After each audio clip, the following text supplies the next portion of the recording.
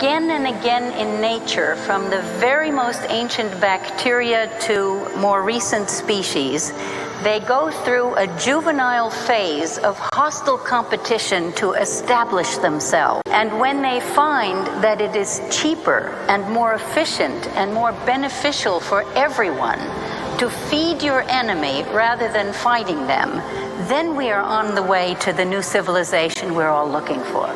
They're working every day. Cells in the digestive system are taking the food and breaking it down and making products out of it. Cells of the immune system are taking their job of protecting the system. Respiration system is making sure fresh oxygen is being delivered. And then the caterpillar reaches a certain stage of growth.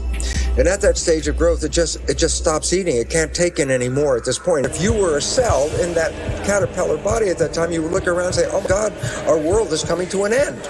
These cells have the interesting name called imaginal cells.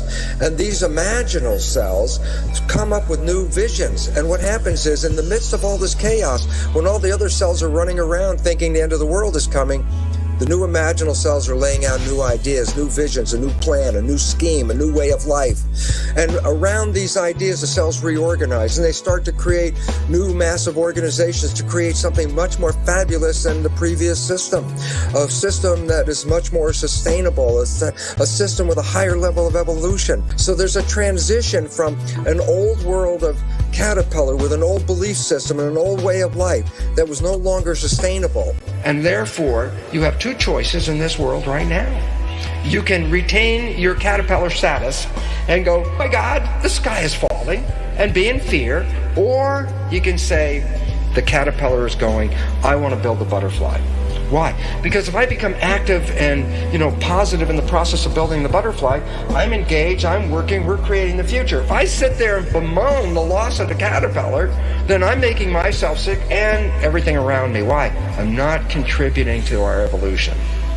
And so, where are we?